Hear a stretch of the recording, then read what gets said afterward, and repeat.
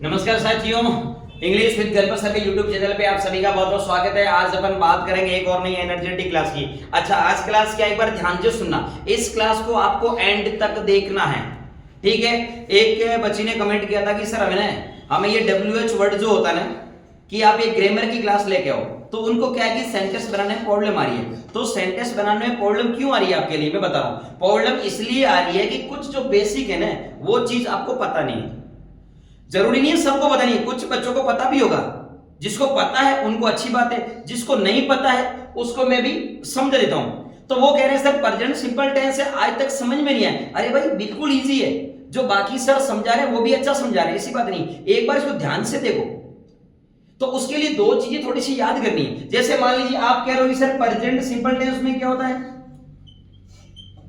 एक बार आप देखिए प्रेजेंट सिंपल टेंस में क्या होता है। इसमें ऐसा कोई हार्ड एंड फास्ट काम नहीं है, बिल्कुल इजी तरीका है। 10 से 15 मिनट की क्लास है, एक बार अच्छे से देखिए। प्रेजेंट सिंपल टेंस अगर आपको सीरियस में करूं, अगर आपको याद करना ही है और समझना ही है, और इनके सेंटेंस का ट्रांसलेट इंग्लिश में कैसे होगा, तो ये तो वीडियो आपके लिए ही है। और कुछ कह रहे हैं नहीं सर कि समझ में नहीं है, तो उनके लिए तो यूजफुल है नहीं।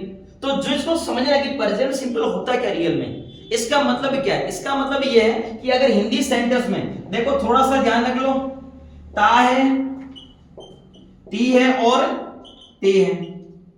अब जब आपको हिंदी के सेंटेंस में हिंदी के सेंटेंस के लास्ट में ता है आ गया, या फिर ती है, या फिर ते है, जब सेंटेंस के एंड में, हिंदी के सेंटेंस के एंड में जब ये आएगा ना, तब तो इस टेंस की जरूरत पड़ती है।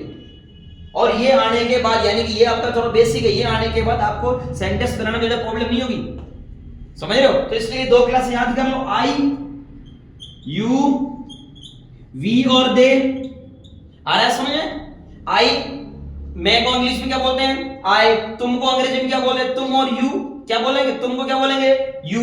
आपको भी क्या बोलेंगे, यू। हमको क्या बोलेंगे, वी। वे बहुत सारे हैं, चाहे लड़के हो चाहे लड़की हो, दे, उनको क्या बोलेंगे, दे। अगर इनकी बात कर रहे हो तो आप लगाओगे वर्ब की कौन सी फॉर्म भाई, फर्स्ट फॉर्म लगा दोगे। आगे बात समझ में। और साथ में आपको देखो क्या लगाना है, डू। अब ये डू कहां लगेगा, मैं एक्सप्लेन कर देता हूं। तो आपको अगर ऐसे बोलना है कि मैं अंग्रेजी बोलता हूं, तो लास्ट में ता हूं अगर है, तो आई के साथ सीधी फर्स्ट फॉर्म लगा लो। बीच में is, am, are, can, could कुछ नहीं लगेगा, कुछ भी नहीं लगेगा। सीधे इस आई के बाद ये वर्ब की फर्स्ट फॉर्म लगेगी सीधी। इस बात को ध्यान रखना। अगर आपको बोलना है कि तुम अंग्रेजी बोलते हो, तो यू के साथ सीधी वर्ब की फर्स्ट फॉर्म, और वो फर्स्ट फॉर्म किसकी, बोलने की फर्स्ट फॉर्म लगनी है। आगे समझ में। तो इनके जस्ट बाद, यानी कि आप सेंटेंस अभी मैं बनाऊंगा बताऊंगा, तो सीधे फॉर्म लगानी है। बीच में कुछ क्या करते हैं, इज, एम, आर लगा लेते हैं, कुछ भी लगा लेते, ऐसे नहीं है, ये गलत से रूल्स है। तो आईयूवीदे होगा तो सीधी वर्ब की फर्स्ट फॉर्म लगानी है।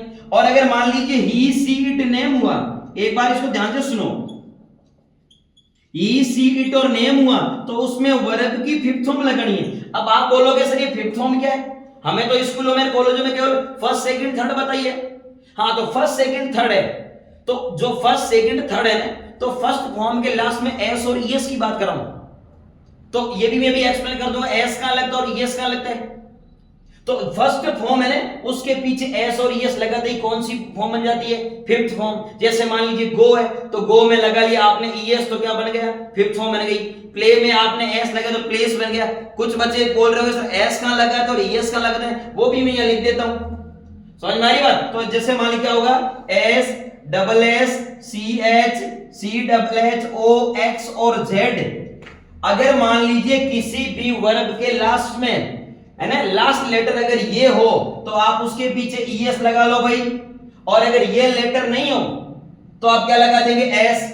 तो आप एक बार क्या करो, जैसे मान लीजिए क्या मतलब, जैसे मान लीजिए मैं करूं ये गो है और ये प्ले है, अच्छे से दिख रहा है ना। इस गो में जो लास्ट लेटर है ना, ए बी सी डी, ये क्या सारे 26 लेटर होते हैं ना अल्फाबेट्स में, तो इस गो में लास्ट लेटर ओ है, तो इसमें देखो ओ आ रहा है, ओ है, तो ओ है तो आप ईएस लगा लीजिए, तो क्या हो जाएगा, जी ओ ई एस। तो ये जो बना है ये अपनी वर्ब की फिफ्थ फॉर्म रख लो। और जैसे P L A Y, Y का लास्ट लेटर, प्ले का लास्ट लेटर क्या है, लेटर समझ रहे हो, ये वाई है, तो वाई इसमें नहीं आ रहा है। जब इसमें नहीं आ रहा तो आप ओनली एस लगाएंगे, तो क्या हो जाएगा बोलो, P L A Y S. समझ में आ गया। अब आप वर्ब की कौन सी भी फर्स्ट के लास्ट में लास्ट लेटर पकड़ो और एस और ईएस लगा लो। इस बॉक्स को आप बंद कर दो, ये लो।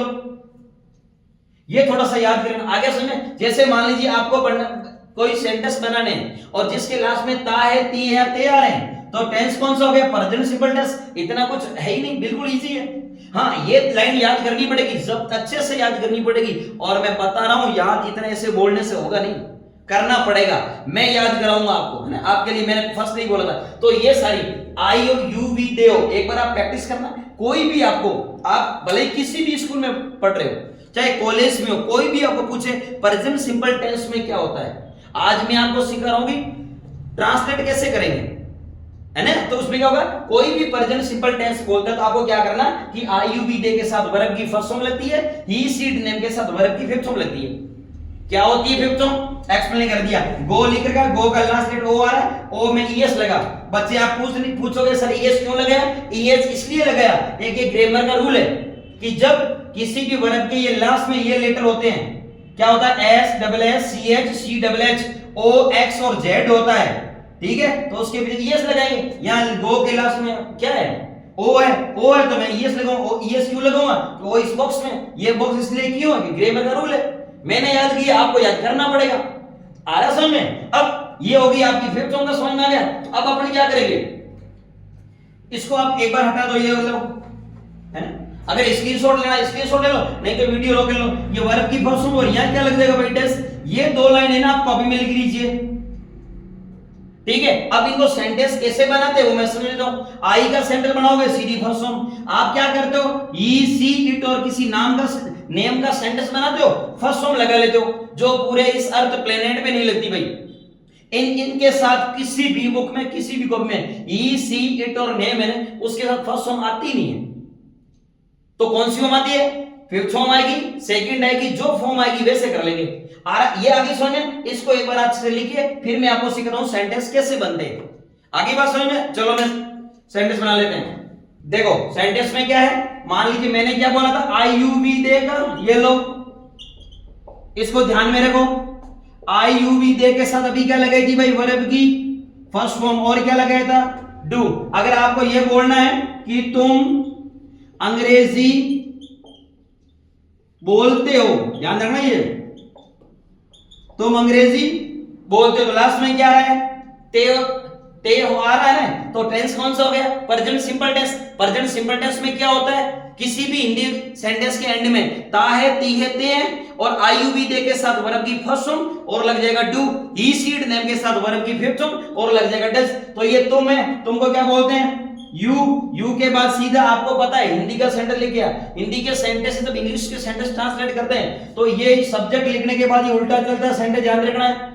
तो पहले किसको बोलते हैं? बोलते हैं। बोलने को क्या बोलते हैं भाई इंग्लिश में? स्पीक। तो यू के साथ फर्स्ट फॉर्म है तो स्पीक लिखेंगे, ये लो यू स्पीक। और क्या है? अंग्रेजी, ये लो इंग्लिश। आगे सुनिए। अब इसके एक काम करो, मैं आपको सेंटेंस बनाना सिखा देता हूं।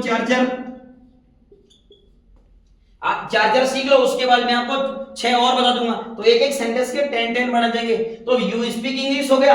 अब इसका मतलब तुम अंग्रेजी बोलते हो। अगर आपको ये बोलना है तुम अंग्रेजी नहीं बोलते हो, मान लीजिए कहीं से भी पूछे, कोई भी पूछे और ऐसे पूछे कि तुम अंग्रेजी नहीं बोलते हो, तो कुछ मत करना, यू का यू लिखना और उसके बाद यहां क्या था? डू। तो यहां पे डू नॉट, ये यू डू नॉट को मिला डोंट और स्पीक इंग्लिश है ना, वो सेम टू सेम कॉपी कर दो, ये लो स्पीक इंग्लिश। आगे समझ में? अब आप कह रहे हो कि सर ये चार बनते ही नहीं, कैसे नहीं बनते?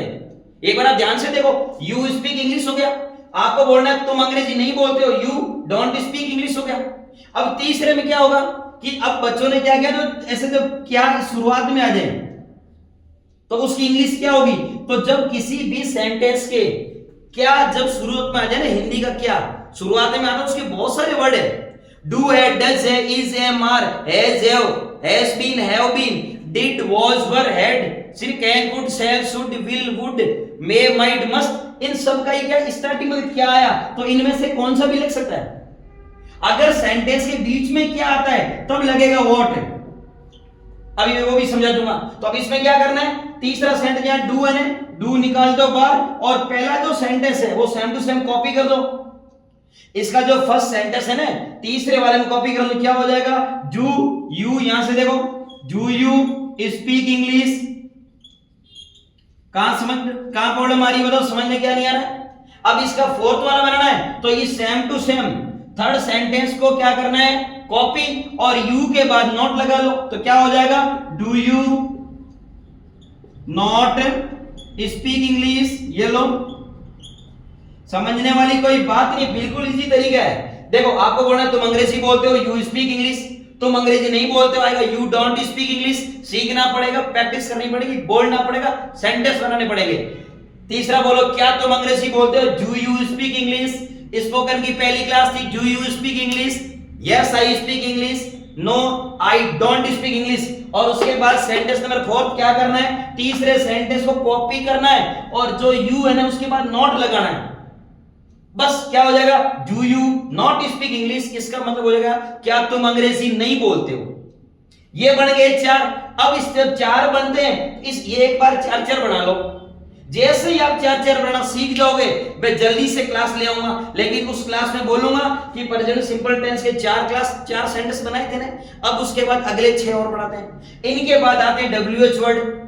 होता है क्या WH word, WH word family क्या होती है, जैसे मान लीजिए आपको बोलना क्या, इंग्लिश में बोलते हैं व्हाट, क्यों, व्हाई, कहां, वेयर, कैसे, हाउ, ऐसे बहुत सारे हैं, 45-50 है। सबका पेज पड़ा है, व्हाट्सएप कर दूंगा, वहां से आप याद कर लेना। याद नहीं हो देख देख बनाना, याद हो जाएगा। अब यू का मैंने बना लिया, मैं गारंटेड बोल रहा हूं दोस्तों, अगर रियल अंग्रेजी सीखनी है और रियल अंग्रेजी का डर दूर करना है, साथ साथ में देखते रहिए। मैंने इस यू का इसलिए बनाया, ठीक है, तुम अंग्रेजी बोलते हो। अब आपको क्या करना, मान लीजिए मैं आपको बोलूं, एक सेंटेंस मैं आपको दूं,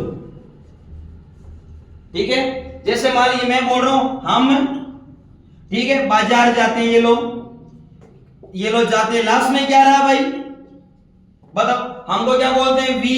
इंग्लिश ग्रामर का रूल क्या है, पहला सब्जेक्ट लिखने के बाद सेंटेंस उल्टे चलेंगे। हम जाते, जाने को क्या बोलते हैं, गो। अब मैंने वी के साथ गो क्यों लगाया, क्योंकि यह रूल है, वी के साथ वर्ब की फर्स्ट फॉर्म लगेगी तभी इंग्लिश का सेंटेंस राइट होगा, नहीं तो रॉन्ग हो जाएगा और गलत अपन को बोलना नहीं है। IUV के साथ वर्ब की फर्स्ट फॉर्म, ही सीड नेम के साथ वर्ब की फिफ्थ फॉर्म, वेरी गुड। अब क्या होता है, वी गो मार्केट, ये लो। अब ये एक सेंटेंस बना है। अब मैं आपसे बोल रहा हूं कि अगर इस क्लास को देखने के बाद, इस क्लास को सुनने के बाद आपको ये सेंटेंस बनाने आ जाने चाहिए। पहला है वी गो मार्केट, दूसरा क्या होगा, तीसरा क्या होगा और चौथा क्या होगा। मैं आपसे पॉजिटिवली बोल रहा हूं, इसके सेंटेंस बना करके एक ये 3 भेजने, एक इसके बाद समझा रहा हूं उसके भी 3 भेजने। तुम बाजार जा, हम बाजार जाते हैं, हमको बोलते हैं वी। यार थोड़ा बहुत तो बताओ, इसका भी लिखूं क्या, मैं को क्या बोलते हैं आई, है ना, तुमको यू, अभी बताया था, हमको वी और वे को क्या बोलते हैं दे। इसके साथ वर्ब की फर्स्ट फॉर्म याद कर लेना, याद हो जाएगा। बार बार लिखना, इतना गंदे तरीके से इसको वीडियो को देखना, इतना गंदे तरीके से क्लास को समझना कि समझ में आ जाए, बढ़िया तरीके से बार बार देखना, समझ में आ जाएगी। अब क्या करना है अपन को, IUV के साथ तो वर्ब की फर्स्ट फॉर्म लगा ली सब, इसमें तो ये तो इजी है।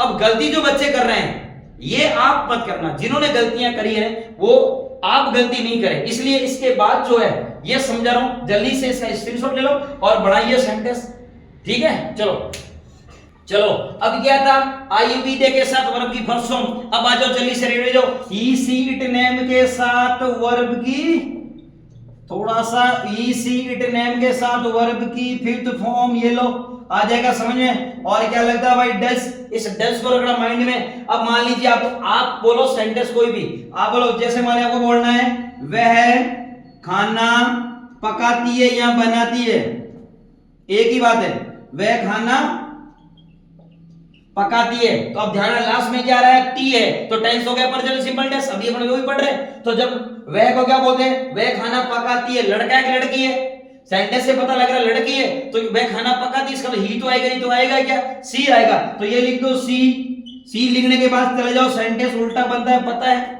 तो खाना पकाने को क्या बोलते हैं, कुक फूड।